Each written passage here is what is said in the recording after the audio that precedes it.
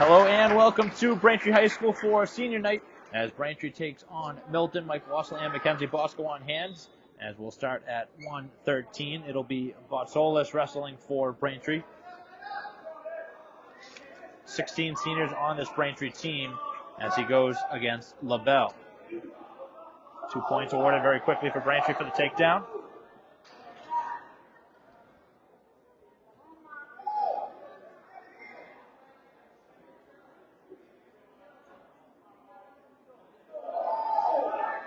It's a big meet for Braintree here tonight. Trying to end off a lot of these seniors with a quality win in their last meet of the season.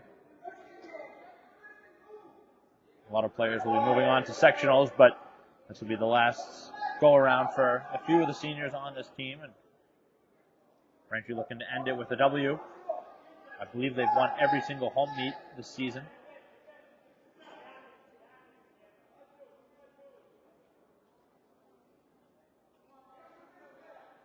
Final minute of the opening period. Still a 2-0 advantage for BHS and Braintree. Doing a little legwork right now. And LaBelle really trying to stay down and not allow BHS any control of that arm or wrist. He's been doing a nice job of staying on his stomach.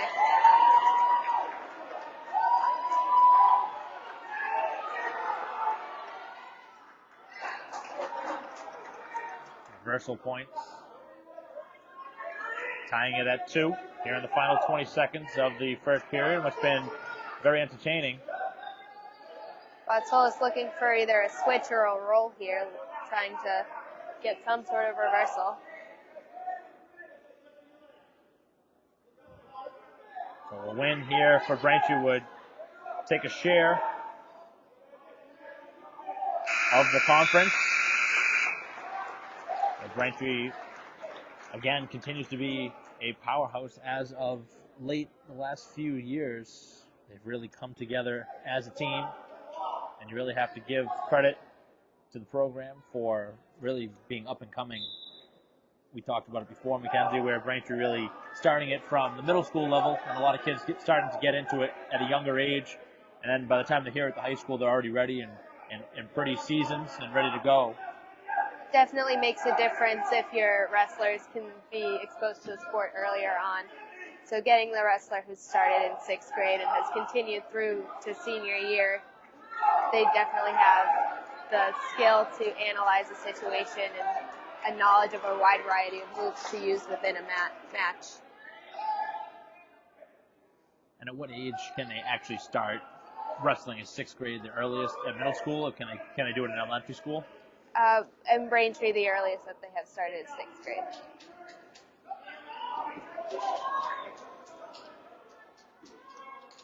And obviously it's showing a lot of good interest with a lot of kids really enjoying the sport.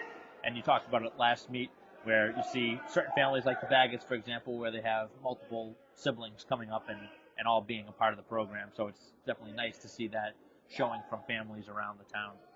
And that also makes a big difference because they may not have necessarily been on the mat themselves, but they've been watching it since they were younger and seeing the different techniques that people can have. Definitely sparks some interest and gives a good respect to the sport.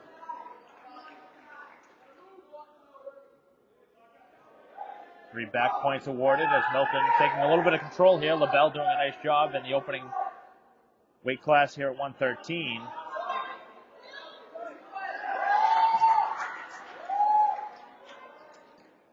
So looking at the weigh-in sheet right now, it looks like Milton will not have anybody at 106. If we get to that point, and Braintree needs somebody, and right now at 182, they're clean too. So more likely than not, we'll see somebody move up from 170 to 182 to fill that void, but I don't expect to see anybody at 106. No. If you don't have anyone weigh in at 106, you're not going to have anyone bump to there. I guess now the question would come down to, are we going to have a no decision? Is Braintree not going to send somebody out? Or are we going to see a forfeit? Depends on, as we talked about, if it's close or not. Braintree, obviously, last time, I believe 3 no decisions after we didn't see it once in the last 2 years. So it was certainly a learning point for me. And as this one goes on, we'll see how it plays out. But right now, Braintree down by 3 here in the third and final period. Right now they're looking for a pin. Solo's trying to stay off his shoulders, and he can't.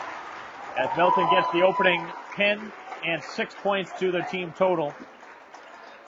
LaBelle, a returning player, and really doing a nice job.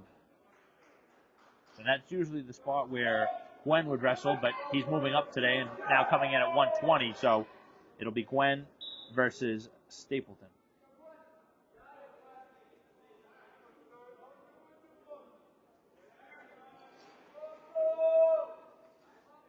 Gwen is usually a very entertaining wrestler to watch. He has a lot of tricks up his sleeve, so to say. He knows a wide variety of moves and knows when to use them to his advantage.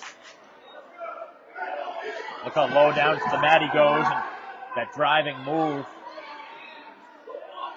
Right now looking for an early pin. Trying to settle down those shoulders. He's also very good at watching his body weight and knowing when to settle back or when he needs to adjust so he doesn't put himself in trouble. And Gwen able to secure a pin. That was very quick. That only took 46 seconds, and he manhandled from the beginning. So 2 very quick pins. Although the first one went 3 rounds, or at least through 2 full rounds. But that was very, very quick, and there was no contest really who was the better wrestler than that. As we go to 126 now, as O'Sullivan will wrestle for Braintree, going against Fisher. Fisher with very nice reaction time there, sprawling back quickly on that takedown. But O'Sullivan did a very nice job of staying with it as well and was able to continue to go for that takedown.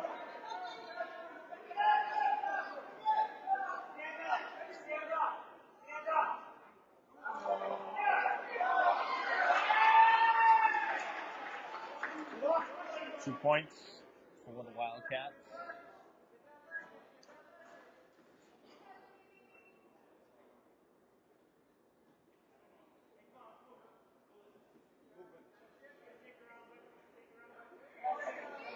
Right now O'Sullivan able to roll over. Nice kick by O'Sullivan, trying to get out of what could have been a dangerous pinning combination there. Now able to get to his feet, trying to get the escape, which he does, getting 1 point. It's a perfect example of why you need to keep moving in wrestling, regardless of what position you're in. If you keep moving, you eventually can find your way out of a move and into a better position for yourself.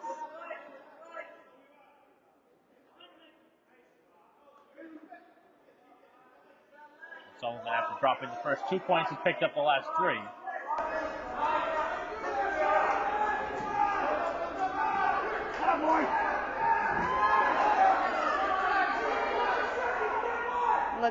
Looks like he's looking for a cradle here. He needs to watch his weight. He's a little too high here. You can see Milton, what's called a donkey kick, trying to get up and loosen his weight there. And Fisher was able to escape to get a point at the end of the period, and head coach Dundon, I think, relaying that same message that you just had, trying to watch his weight. A lot of times the wrestlers get a little excited when they're in a more beneficial position, but they end up losing a little control with it, and their weight gets thrown around more than they'd like. Attaboy!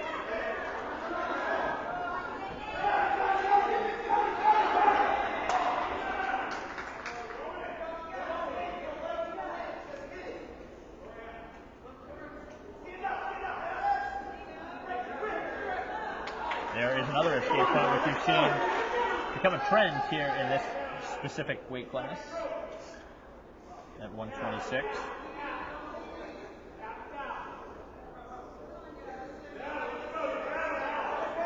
This one has more of that feeling of going a little bit deeper in the match. Two very evenly matched wrestlers here. You can usually tell early on when it's going to be an even match or if it's going to be a little one-sided.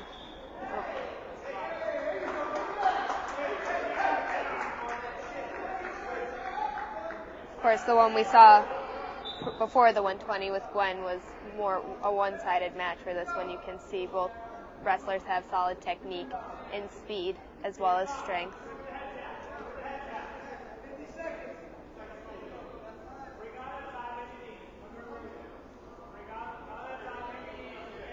.45 seconds to go here in the second period. Braintree still up by a point, 4-3. Right now O'Sullivan trying to give his team the lead. Tied at 6.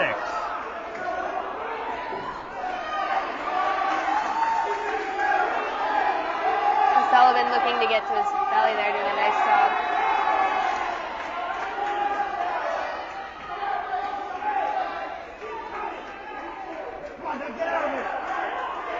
Right now he's trying to stay off of his back.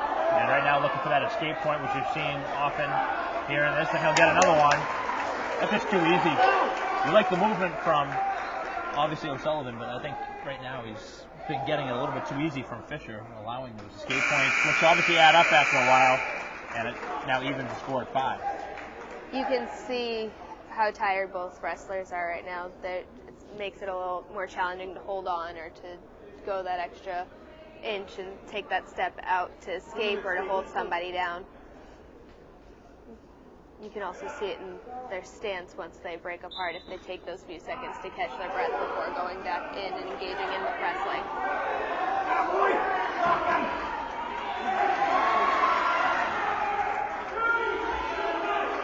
So we'll see what this third period has in store. Tied at 5. Do we have overtime looming, or do we have a decision to be made here in the final 135?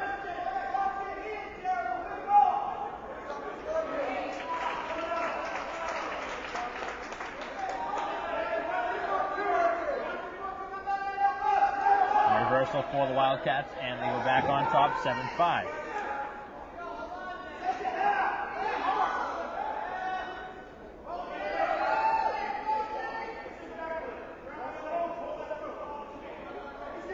Let's go, D. 1 minute. Minute to go. Final minute of action. It's going to take something here from O'Sullivan. He needs that reversal. Hopefully a reversal into some sort of pin combination, so you'd want to see some type of roll here. Looking for a 5-point move, where a roll can give you the 2 points for a reversal and then hopefully back points at the end. How about an escape point and then a takedown? That could also be another opportunity. We'll see. You're going to have to break free. Usually takes a little more time to get the escape point and a takedown, so that's why a lot of people look for the reversal first. Trying to get that escape point, but it's out of bounds. 7-5 still, Milton. And if the score holds this way, they'd get 3 points to their team total, go on top. We're tied at 6 right now.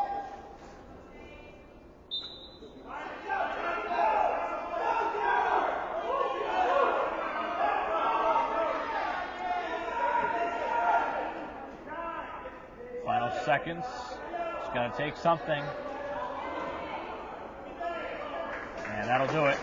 As Milton secures the victory by the score of 7-5, getting 3 points to their team total.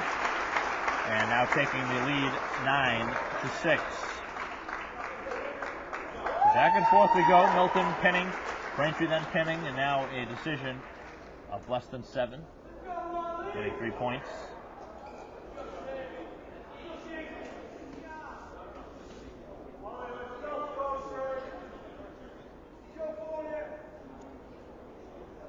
Heading to 132, it's Fournier going against Heller for Milton.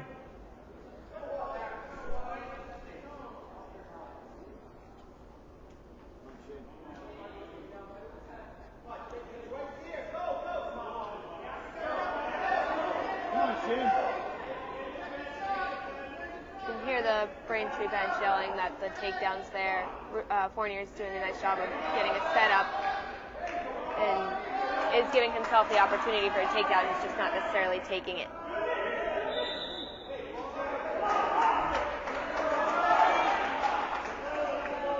of bounds as they reset neutral position. 1:20 left here in the first period, still scoreless. Milton was trying for the takedown, and a good shutdown from Fournier, who gets 2 points for the takedown, and now looking for the pin. He was pretty close there for a second. Now he's got it. Second pin of the match for Braintree. Both of their victories have come via that form. So this really gives you an idea of how this entire meet is going to go. We have two strong programs that are ready to battle back and forth to get that win tonight. Braintree goes on top 12-9 with that pin as we go to 138, and it's going to be Doughty actually going down to 138 from 132. Looks like Pham may be, I don't know if he's injured, but I didn't see him dressed here for this one.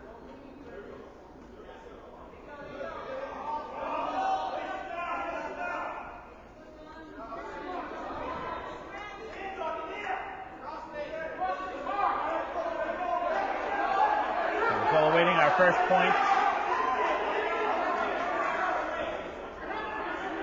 And there's two given to Braintree. So since Doughty was able to reach around and cover the waist there, he was awarded those 2 points.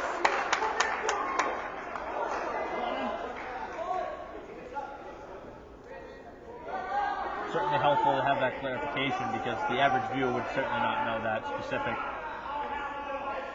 There's a lot of times where they're in a certain position and the ref isn't giving the points up, and then all of a sudden one slight move happens and he awards control to one wrestler. That's a common situation there where Milton had Braintree's head, but Braintree was able to keep the legs and cover the hips. Control is all defined by the hips. You don't get those 2 points until you can cover them. Final half minute. Doughty looks for something here. Working right now on trying to get some back points, and it wasn't held long enough to get anything. He is doing a nice job of reading his opponent, though, and knowing when to shift his weight with it.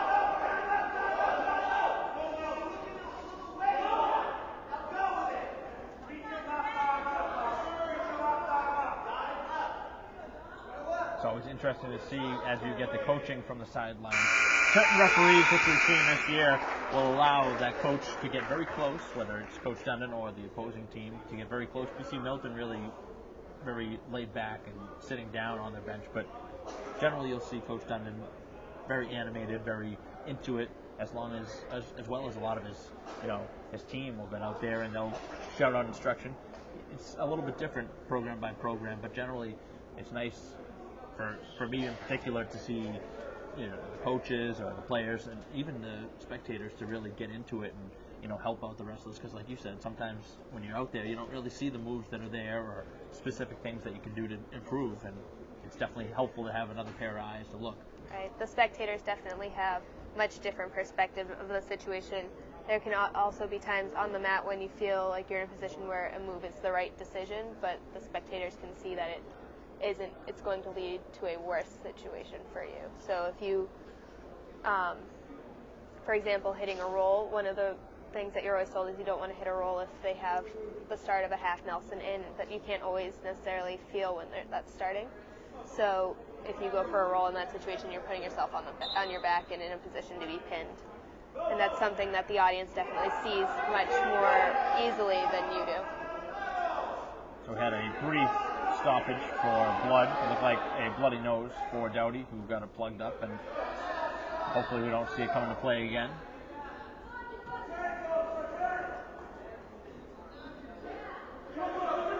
So through 4 individual weight classes, Braintree has the advantage, 12-9, and right now up 2-0 here in the second period.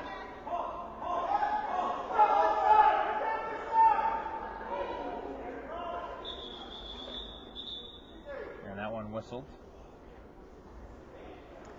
This is an aggressive crossface there. You got to be careful with those. A lot of times refs won't allow them to be as aggressive as that one was. You're not allowed to really wind up with the crossface. You're allowed to press your forearm to their nose, which is what a crossface is, but you're not allowed to bring your arm back and kind of punch through with it. That's dangerous and unnecessary roughness. It looked like Doughty again was leaking, and it looked like the opposing Heller was, or rather Caputo was given some blood on his arm. Certainly not the best feeling, knowing that it's the opposing blood, but I guess it's at the same time it's probably better that it's not you bleeding.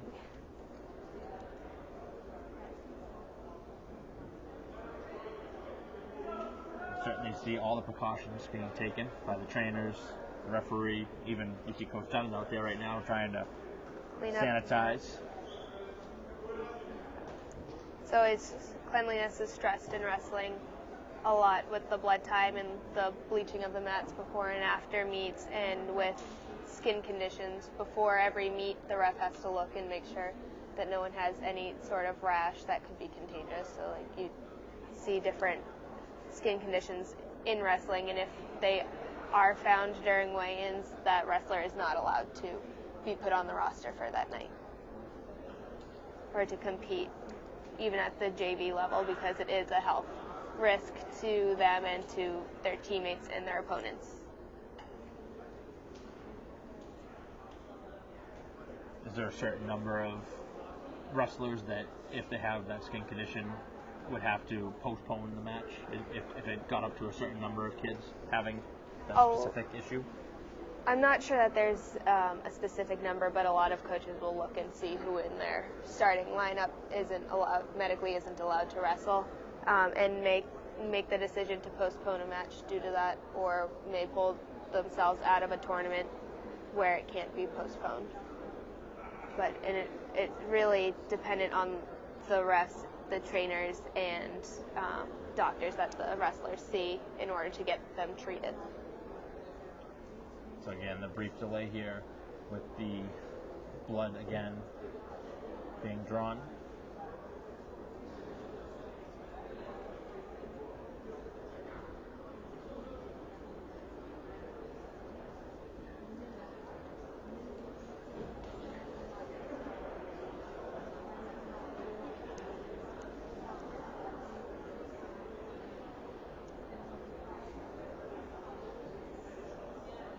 Doughty's really getting a lot of attention now, getting a little bit on the shoulder. I mean, got a cut there somehow on the shoulder. A lot of times you get either mat burn or the Velcro from your opponent's headgear can just irritate your skin the wrong way.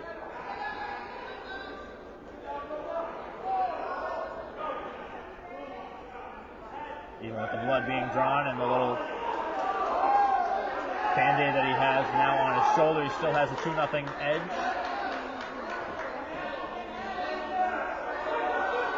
This one's gone back and forth. Milton and then Frankie winning each weight class, so we'll see if Frankie can end that trend and pick up another victory. So right now he's looking for a switch, but the reason why it didn't work out is you always want your opponent's head when you're going for a switch to be on your outside hip. In that situation, Caputo's head was on Doughty's inside hip, so that's why the leverage didn't work out for him.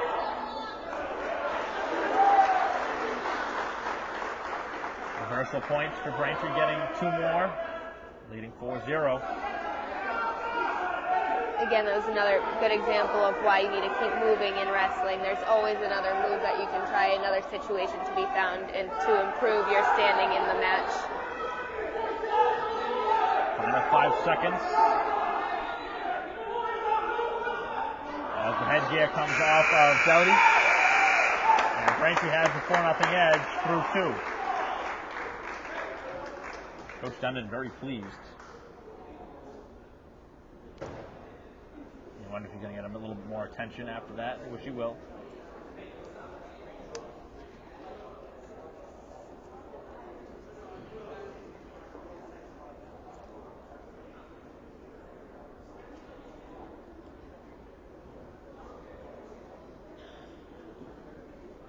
Sometimes you need more than just that one trainer when you have to attend to both wrestlers. Right. A lot of times you'll see the coaches stepping up as well, like you saw with Coach Dundon cleaning the mat or wiping off a shoulder, just to kind of get it moving a little quicker. Are you surprised a little bit with the Milton coaching staff being a little bit less vocal than a lot of the teams that Braintree's faced this season? They're a little bit surprising. You generally see a little bit more firepower, I guess, from the head coach at least, and Right. I guess it starts from the bottom where, the kids are, I guess, maybe taught a little differently and, Like you said earlier, it really depends on the program, and I've really seen Milton to be more of a laid-back program, not really in your face, but they do have quality wrestlers, a lot of talent on the team. Even if they are a young team, there's a lot of skill within the wrestling group. So I think it makes it a little easier for the coaches to kind of hang back a little bit and only get up when they need to. Braintree, I think, with recent success, is much more used to having to be up and at the edge of the mat, or Braintree might see more close matches than Milton does. So it really depends on, I think, the history of the program and how skilled and how experienced the wrestlers are. So we're finally ready for the third period. Braintree still up 4-0. Jody trying to end this one with a bang. With everything that's gone on here, with all the blood that he has drawn, he's trying to close it out with the victory, and how sweet it would be.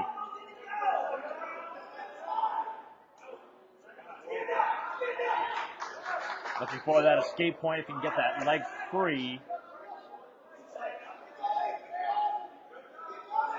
Kudo did a nice job not to allow another point, but she's still very comfortably in front.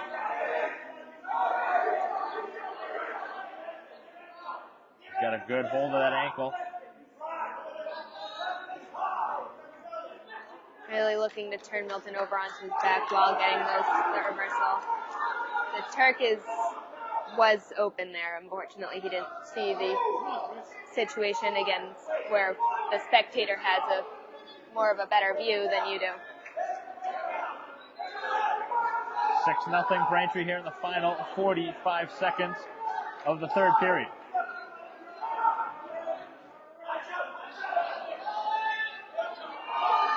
Had a roll for a second, then He's doing a nice job of keeping his hips tight to his opponent, making it hard for him to have room to move and either get a reversal or an escape. we haven't seen either team called for stalling yet. And you wonder if Milton will try to here in the final seconds. Braintree looking for another big score, looking for 2 more points to try and get 4 points for the team. He's in a nice position to get a pin here if he can kind of It's going to have to settle happen his soon. lead. It's not going to happen here in the final seconds. But you have to really give credit to Dowdy. That was an excellently fought match, and with everything that went on with the blood, he was excellent. He didn't let it interfere with his momentum, which is what you see a lot with matches stopping as much as this one did. A lot of times the wrestlers will lose the momentum, the intensity that they start out with.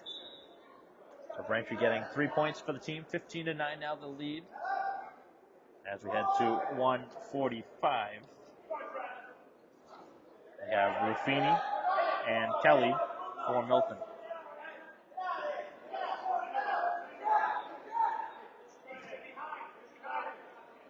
Going back to the coaches with Braintree too, it really depends on who's out on the mat. With the more experienced senior captains, they're a little more relaxed and they stay back away from the mat more often than they do with the younger, the sophomores who are starting for the first time, or the less experienced wrestlers.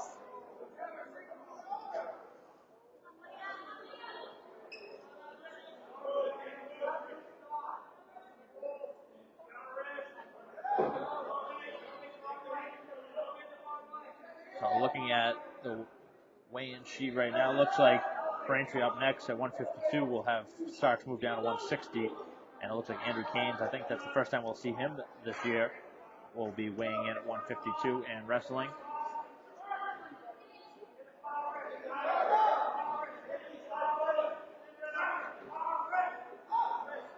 Five nothing Braintree here in the first period. You can hear the Braintree bench yelling for Ruffini to get the far wrist. When you're on top, you really want control of both wrists, because if you leave the one open, they can really kind of work your hand control off. So it's a lot easier to grab that far wrist and pull it under them to turn them over.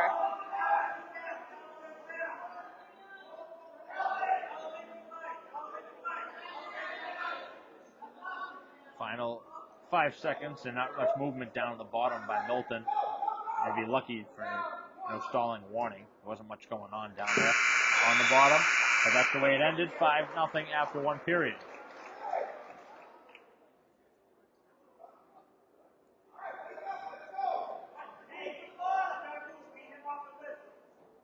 Braintree down on bottom position to begin the second period.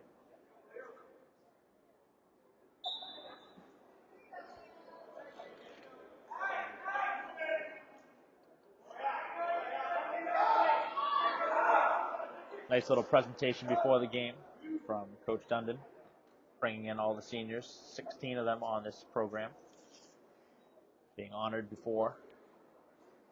7-0 Braintree now after the latest takedown. It's always tough thinking about the following year when you have that many seniors on the team. It's going to be another building year for Braintree, but I think they have a lot of good experience with their younger wrestlers, like with Class and with Verasso and Fournier as well. Yep.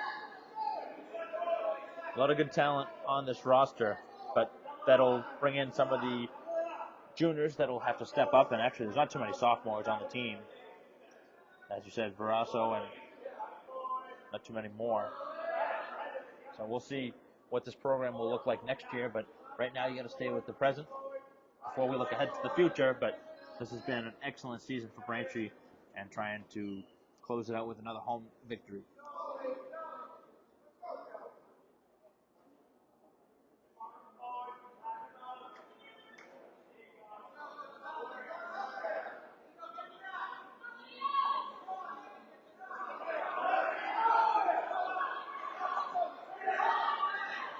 It's a nice job by Ruffini following the hips there and looking for back points.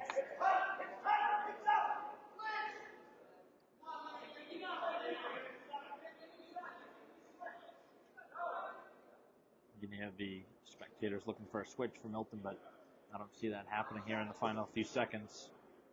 Still without a point here in the second period, and that'll be the way it ends.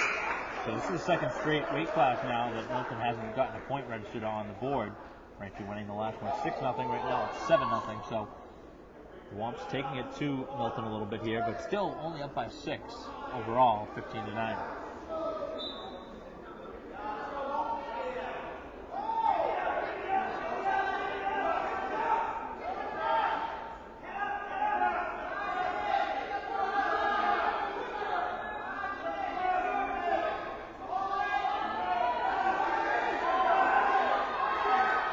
Milton really looking to extend there and put pressure on Ruffini to flatten him out so that he puts himself in a better position.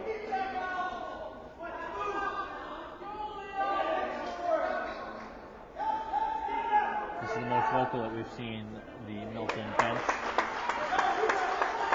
As Braintree gets the escape point to go up 8-0.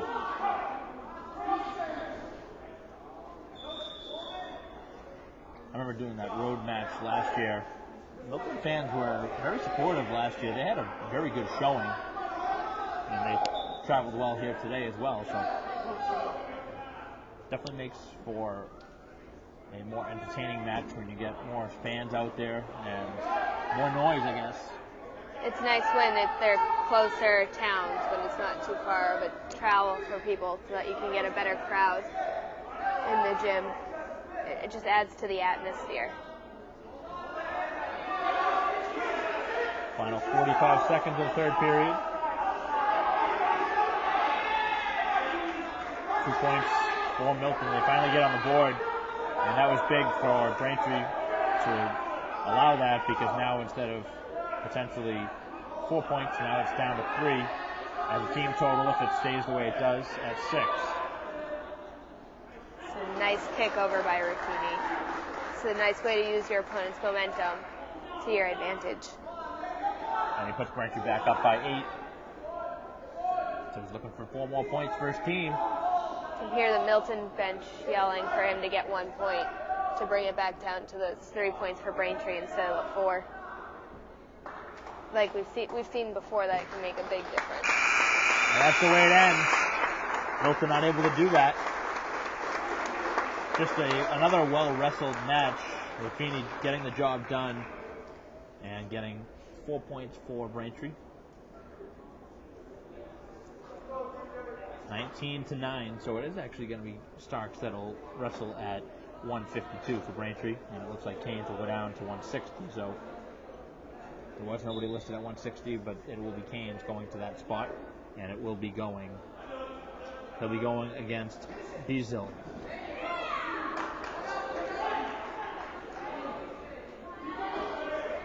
Another good show, like we've talked before. Starks is really good at coming strong out of the gate, starting the match off aggressively and becoming that offensive wrestler.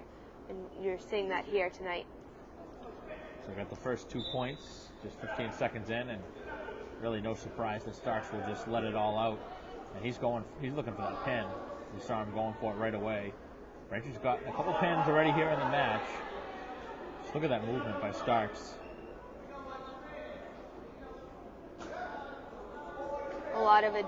He has a lot of agility and speed on his side. Certainly a lot of strength as well.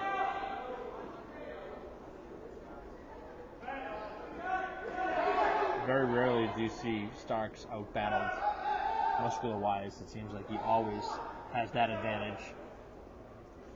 But the speed, again, also built into it, really causes for a dynamic duo, and it really puts the fear in the eyes of the opponent, because you know heading in that you're in for the time, this is going to be really tough. For a very tough match. So far, they seem to be doing pretty well.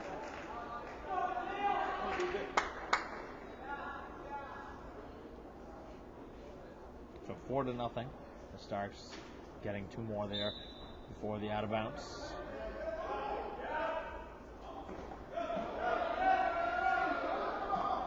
Diesel trying to get out and get an escape point, but Starks fires him right back down to the mat and says, try and get out of this again.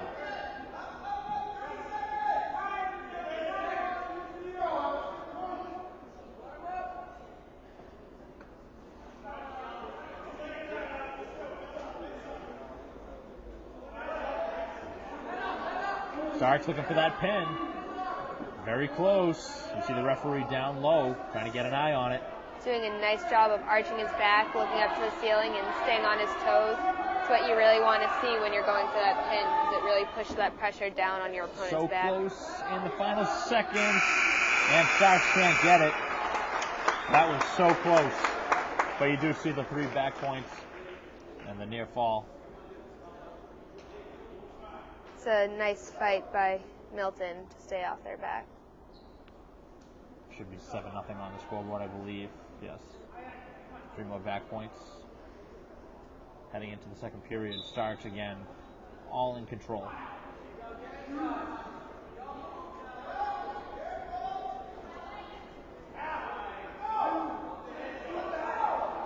You have to think that a pin might be coming here with the way he's wearing him down. So he has to really work to bring his opponent back into the mat, even if his shoulders are down to the mat. If it's outside of the circle, it doesn't count as a pin. That's why the ref wasn't down looking at his shoulders in that situation.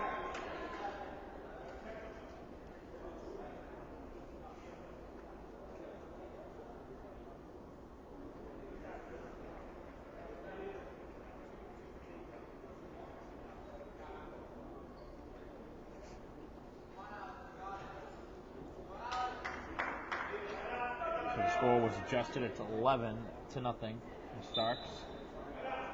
Doing a nice job. It's a fast-paced match here, so it makes it a little challenging to keep track of the score for the bookkeepers and the scoreboard. Right now he's looking for the 6. He's looking for 6 points here in this one. You can tell from the get-go, and he's very close right now. So close. Really put that pressure down. Milton's doing a nice job of turning their hips. You really want to focus on your hips when you're on your back, because if you can turn your hips, you usually lift up one of your shoulders. At some point, you just give up in that positioning, as Starks does get the pin, and you can just feel that one was coming. As Milton was trying to battle, Beazle did a good job, at least for a while, to try and keep those shoulder blades from staying down on the mat, but Starks was just too good there, getting the 6 points for Braintree, now up 25-9.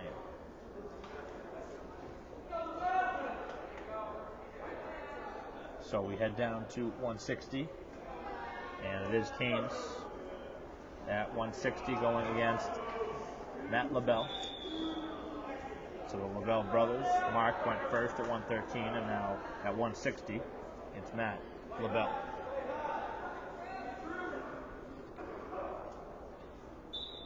I feel like you see that a lot in other towns, like brothers in the same lineup.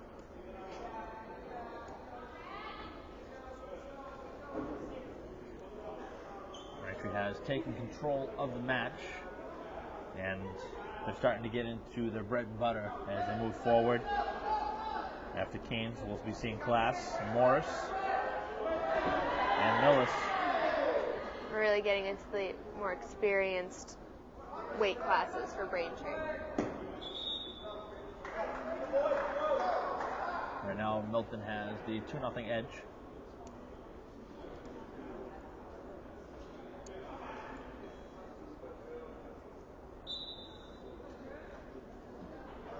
A little bit surprising we don't see Vernon on the sheet.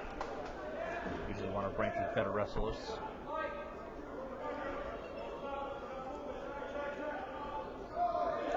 Could be a number of different reasons. Could be out with an injury. Could be some sort of skin condition. So Milton able to come through and secure a pin to get right back into it.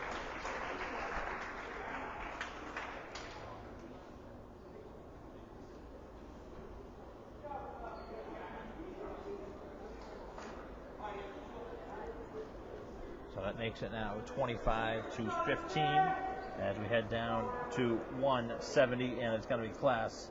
And I remember last year that was one of the better matches at Milton that we saw. I believe it went into overtime. I can't remember for sure, but I remember it went down to the wire, and Clash was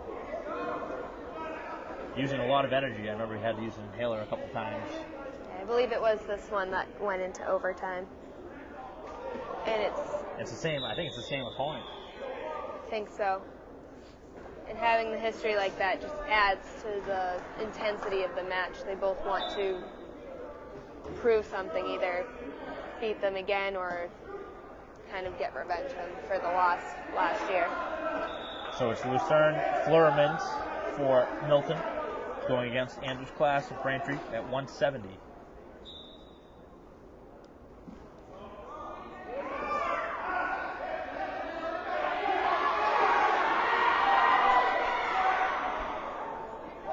Right now it is a 2-1 score with Braintree up by 1.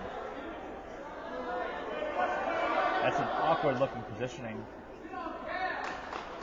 as Braintree gets 2 more. Plus a reversal. A lot of movement by both wrestlers, which makes us go back and forth.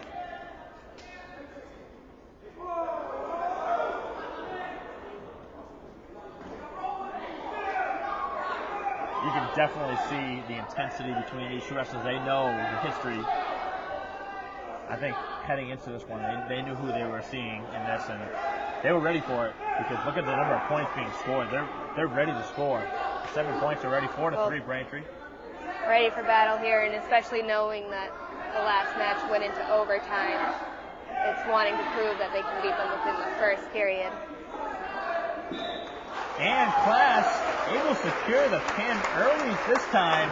He didn't wait around, but you have to really look back last year, and I wonder if that was a learning curve for Class, because he's really come a long way, and he's become one of Braintree's better wrestlers, and it looked like Milton may have been shaken up a little bit there after the pin, as Class really just manhandled there in that opening period to get 6 more points for Braintree. It's a great match to watch, regardless of it ending in the first period. You can really see the intensity and the skill in both those wrestlers in just that short amount of time. So Braintree up now 31-15.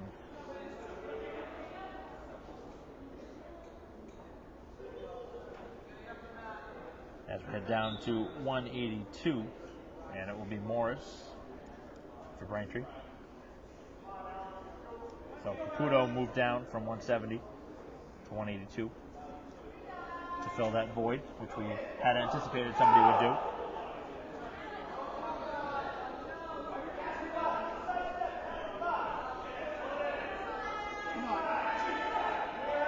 So right now the Womps have an opportunity to really secure the victory if they're able to pick up a pin. I believe that'll pretty much close the gap for the Wildcats to really come back.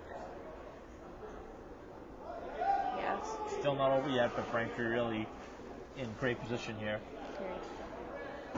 Morris is senior wrestler. He usually goes out and does his job out on the mat.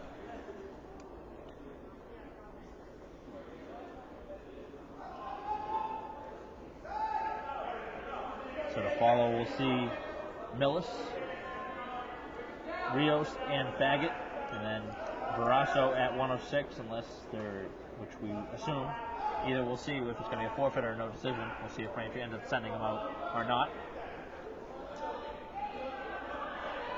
Depends on how close this one is, as we found out last match. As what Coach Dundon's strategy is, he'll take the points if it's close, and if no need to, he won't. And that's really just good sportsmanship. You don't want to run up the score against your opponent. Especially when you know that another year, maybe like next year, like you said, if Braintree's a rebuilding year, and they see Milton, and Milton remembers that Braintree, essentially ran up the score, they might do the same thing. So usually opposing coaches don't forget that kind of stuff, and sometimes it's tough to let those memories go, but generally they stay around for a little while. Sort of like how the Atlanta Falcons fans feel after blowing the 25-point lead to the Patriots in the Super Bowl. Yes. That'll sting for a franchise that's never won a Super Bowl. Right. Definitely won't be forgotten.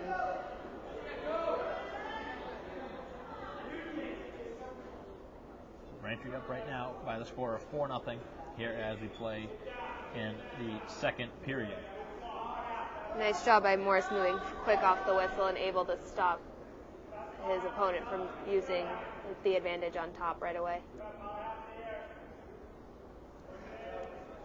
So it's been a very active day in the sporting world here at Braintree High School. The boys basketball team beating Walpole before this match, 73-61, as Braintree's now won 7 in a row.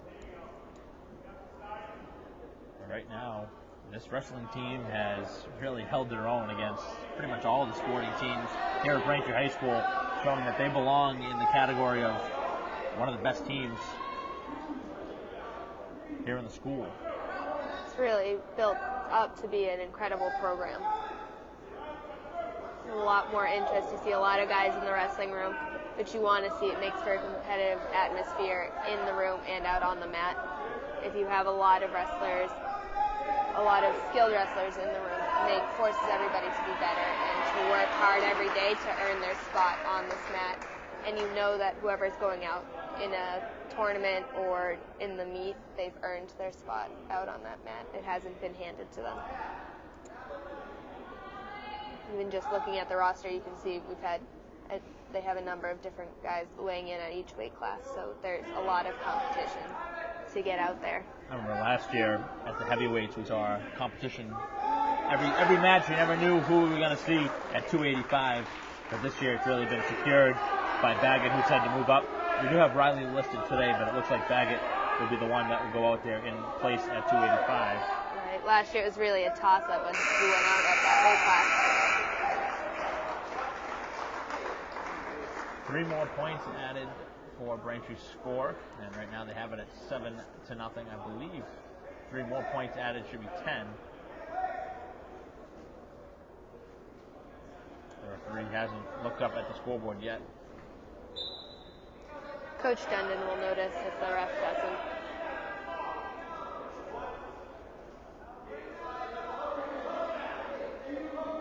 Sometimes you're really not focused on the scoreboard, as you see none of the coaching staff looking at the board right now. They're more focused on Morris, who's right now trying to secure another pin, which he does right on cue.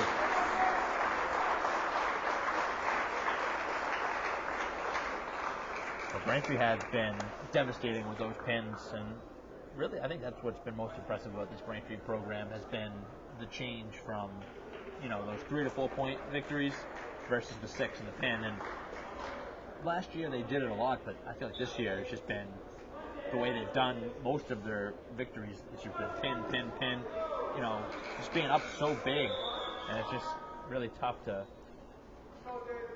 battle back from that. Braintree goes up now 37-15 with that pin as we head down to 195, and Millis again going down to that position. 195 against Swanton for Milton.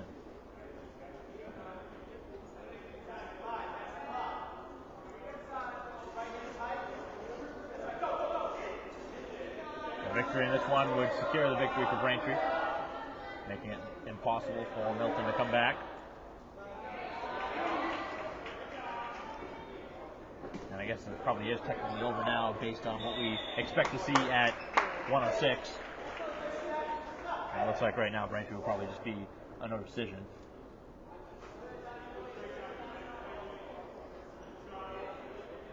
So a 2-0 advantage for Milton. A lot of movement there. Both wrestlers. Millis looking to really settle his weight back. But Swanton did a nice job of that re-roll there. Reading that Millis didn't have his weight settled in time, and being able to use the momentum to help himself out. That was a strong move. As right now he has good control of that wrist. As you get to these higher weight classes, you really get to see the strength in the wrestlers as well as their agility. A lot of the moves that they use require an incredible amount of upper body and core strength. Look how quickly he changed that score around. It was 2-0 Milton, and now, just like that, he gets the pin, and Braintree has picked up another victory. And what a fitting ending for Braintree here as a program to pick up another home victory as they go up now 43-15. It's a nice win for Millis, too, as a senior captain, his last home meet. Heading down now to 220, it's going to be Rios, who has been excellent all season. Rios going against McGurdy.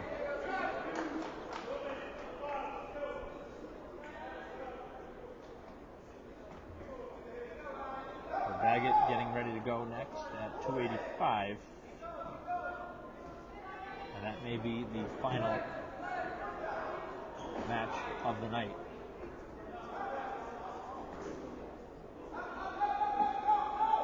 This one started out like it looked like it may be close, but Braintree really took control in that usual spot.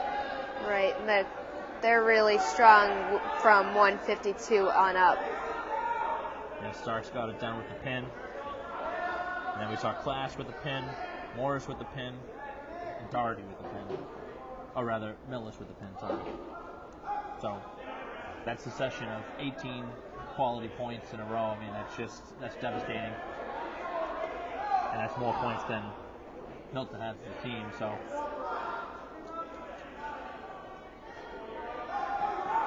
earlier this year, I remember against Framingham, where Rios had that pin that secured the victory for Braintree, and right now he's just looking to get some more points and another victory on the season. He doesn't have that pressure on him tonight to win. He can have a little more fun with this match. It almost seems like most of the home matches that we've done, we've seen them start at the lighter weight classes, so it's really been, I guess, a little bit tough for people like Rios and Baggett, where the match has already been over by the time they get to them, which I guess it can work in your favor and work against you, because it doesn't make it as fun, I guess, sometimes. But there is another pin. The streak continues for Braintree with their 4th consecutive pin, and Rios, who has done that for pretty much all of the season, gets another 6 points for Braintree, 49-15. And now this one just down to 285, where we'll see Baggett for Braintree and John Hoey for Milton.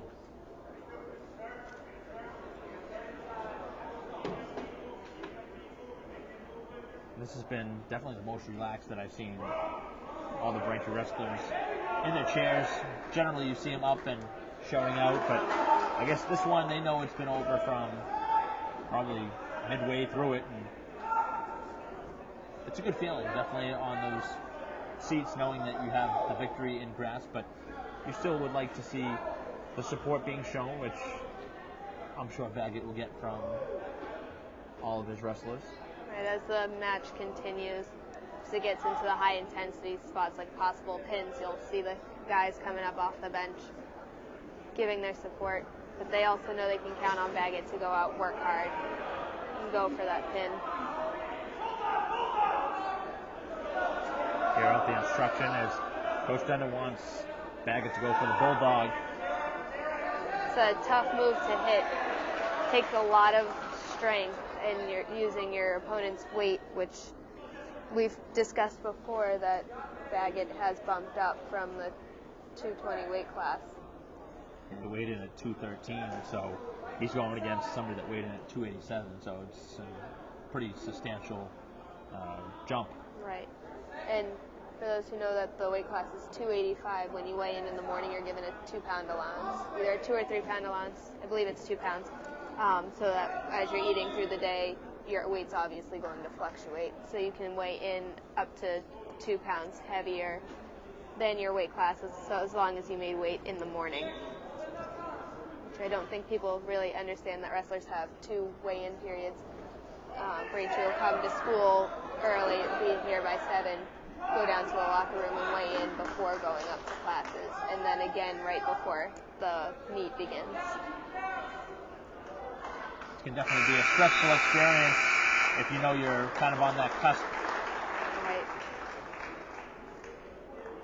Checking your weight before leaving practice the night before the meet and realizing you're almost a pound overweight, and then stressing out on how you're going to make weight the next morning can make for a rough night's sleep. So 4-1 Braintree as we head into the second period.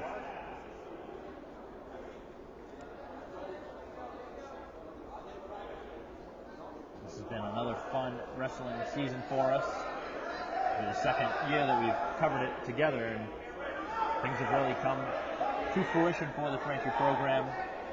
Obviously, you wrestled in your time here at Braintree High School, and you've seen this program really flourish since your departure.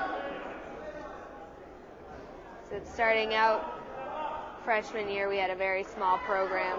We used to have a larger wrestling room with the size of the program being so small. We were moved into the smaller room, and then after that, it just kind of took off. And you go to having wrestlers everywhere in the room, which leads to the success of the program, with a lot of people pushing you to work hard and do your best. And it's just grown from there. We'll see if Baggett can continue the streak, looking to secure the 5th consecutive pin for Braintree, and he's right now trying to get it there, and it's close. That was very close for a second. And there it is. Baggett got it done and got the pin 55-15 Braintree, and again, we won't see a decision at 106 as we anticipated. As Braintree showing good sportsmanship. They had Barras already at 106, but he was not going to be called upon as Milton had nobody that made weight. So that'll be the final score, 55-15 Braintree with the victory in the last home meet. And 16 wrestlers here on senior night got a victory. I mean, you really can't ask for more than that in your last home experience. And the Hurricane Nation has been very good to these Braintree wrestlers the last couple seasons, really. It's been a good experience. It's been a fun season for Coach Dundon and his program. And really, what are your final thoughts on the season for Braintree? Obviously heading towards sectionals for some of the wrestlers on the team, but coming with a very successful season. Definitely a very successful season. This meet here secures conference for them. They've won the conference with this win here tonight, and sets them up into a good position going into sectionals. A lot of confidence among the 14 that will be competing on Saturday in Weymouth at the South Sectional Tournament, kind of knowing that they've had success this far and ready to go out and see how far they can go individually. So this is a Braintree program that really started, having their success roughly about 4 years ago, and they've really picked it up the last 2 years that we've done and covered here stuff for BCAM. It's been really a good learning experience, and we've seen a lot of good things from this Braintree program as they continue to get things done from beginning to end. And here today, it was the pin that was the difference. I mean, 5 in a row to end it. This one was really over from the middle part of it, and Starks really got it going, and then Braintree really never looked back. So for the final time this season, for our camera person, John Orfanos, Mackenzie Bosco, who's joined me all season long, Braintree picks up the victory 55-15 over the visiting Milton Wildcats. We will see you next season.